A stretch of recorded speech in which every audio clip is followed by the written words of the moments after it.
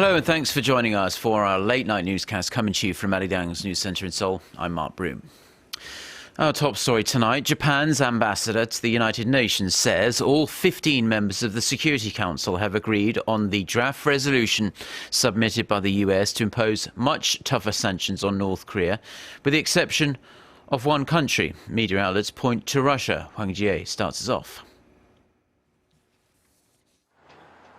Just one UN Security Council member nation stands against a draft resolution proposed by the US and backed by China to punish North Korea for its recent nuclear test and long-range missile launch. This is according to the Japanese UN ambassador Motohide Yoshikawa.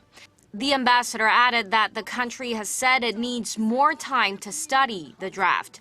Earlier reports showed Russia was taking a cautious stance over the resolution and that the earliest time for a vote to adopt the draft would be next week. If Russia actually uses its veto power, the draft that came as a result of 7 weeks of tough negotiations between the US and China would go back to square one.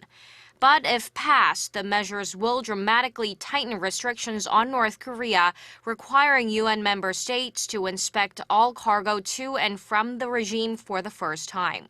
Ahead of the vote, the United States has test-fired a ballistic missile as part of its efforts to display its nuclear arms capability to North Korea. The Minuteman III missile was unarmed and launched from an Air Force base in California on Thursday. The firing was successful, landing in its target area of the Kwajalein Atoll in the Marshall Islands, some 6,500 kilometers away. The U.S. has conducted test firings at least 15 times since January 2011. The launch this time holds extra importance as concerns were growing over the readiness of the U.S. nuclear arsenal. Hwang Jie, Arirang News. Now, a committee for redrawing electoral districts under Korea's National Election Commission will attempt to finalise a deal over electoral districts by Sunday. While the agreement between leaders of the ruling Saenuri Party and the main opposition Minju Party came earlier this week, the committee had failed to complete redrawing due to internal disagreements.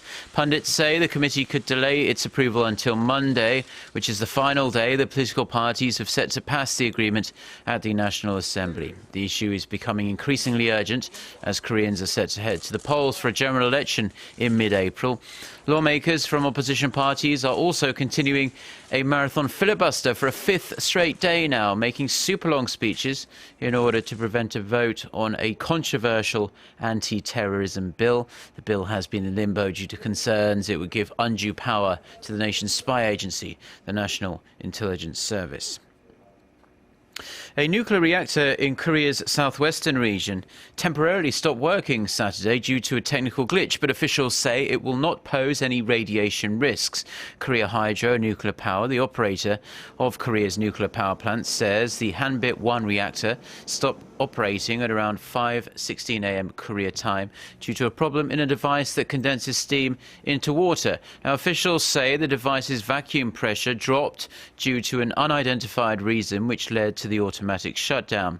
An investigation has been launched to determine the cause of the accident. The lifespan of the reactor, located in Yeonggwang, around 350 kilometers southwest of Seoul, is set to expire in 2025. The finance chiefs of South Korea and China have reaffirmed their country's strong bilateral cooperation in economic policies. Meeting on the sidelines of the G20 finance ministers and central bank governors meeting in Shanghai on Saturday, Seoul's finance minister Yu Il-ho and his Chinese counterpart Lo Jiwei agreed to make economic cooperation even stronger in the future. The officials said they would strengthen policy coordination to deal with the recent financial turbulence. The meeting came as the top economic policymakers from the G20 nations agreed that they will all use all available means to ease financial turmoil and boost sluggish global growth and refrain from competitive currency devaluation. An appeals court in the United States has overturned Apple's lower court victory in a patent suit against Samsung Electronics. The U.S. Court of Appeals for the Federal Circuit in Washington ruled the Korean tech giant did not violate 3 Apple patents and therefore does not need to pay about $120 million in damages. The judge dismissed Apple's claims that Samsung infringed upon patents on quick links, slide to unlock and autocorrect technologies. The appeals court also upheld a lower court ruling that Apple infringed on a Samsung patent. Now, the main battlefields in the Syria conflict have mainly fallen quiet in the hours since a US-Russian brokered ceasefire came into effect. Now, activists say some gunfire has been heard in Aleppo, but calm prevails in Damascus and its surrounding areas, and there has been no significant aircraft activity at a base in Syria that's used by Russian warplanes.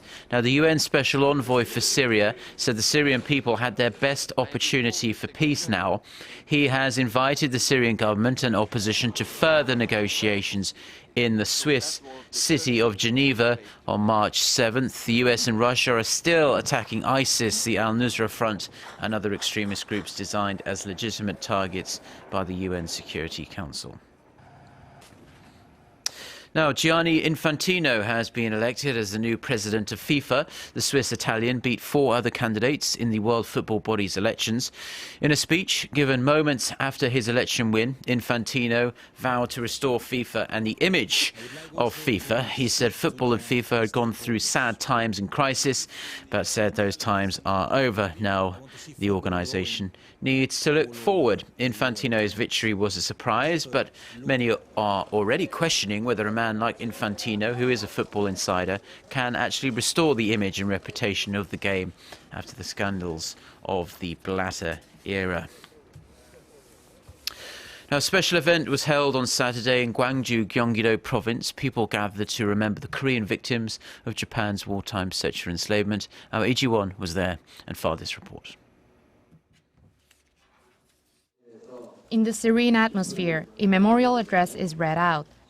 The speech is to commemorate Kim Wei-han and numerous other Korean victims of Japan's sexual enslavement who have passed away. Many people, including students, mothers, and politicians, came to pay respect to the deceased and wish for the well-being of the 44 surviving victims. We regularly visit the grandmothers, and because today is a historic day, many of us came here to be with them. The House of Sharing, a shelter for the now elderly victims, organized the commemoration along with its groundbreaking ceremony of the Memorial Park, and a center for properties left by the deceased grandmothers. The memorial building is to be completed by August. It's where the grandmothers' photos and footages, along with an exhibition of properties left behind, will be recorded and kept. Through this memorial, we hope to teach people the correct history about Japan's sexual enslavement and women's rights. We also want to help women worldwide secure and fight for their rights, especially in cases of war.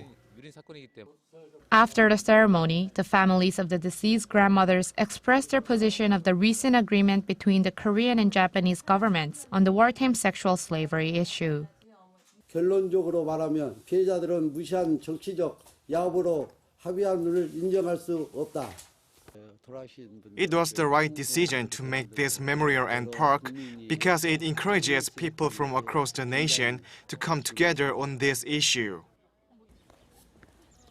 This is where the Memorial Park and the Center for Properties left by the grandmothers will be built. With such efforts to remember Korea's painful history, may the grandmothers rest in peace. Lee Ji-won, Arirang News.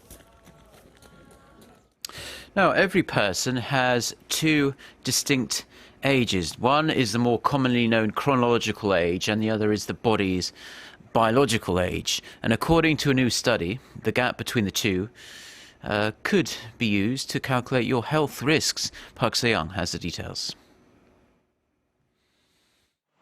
The difference between a person's biological age and their chronological age appears to be a new predictor of cancer. And according to a new study, the bigger the difference, the higher your risk of getting and dying from cancer. Scientists at Northwestern University collected blood samples from 442 people between 1999 and 2013, all of whom were cancer-free at the beginning of the study. They found that people whose physical age was around 6 months older than their chronological age developed cancer, while those who were 2.2 years older had little chance of surviving it. Factors that speed up the aging process include smoking, drinking, a poor diet, air pollution, and toxins.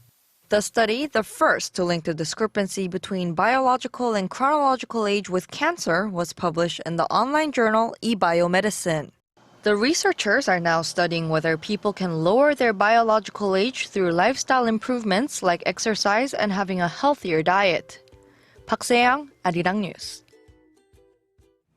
Now finally taking a brief look at the weekend weather, and most of Korea is under partly cloudy skies tonight. Seoul will see the overnight low dip to -3 degrees Celsius. Sunday is going to be overcast and we'll see a high of 6 degrees Celsius in the Korean capital. With that, let's take a look at the weather around the world.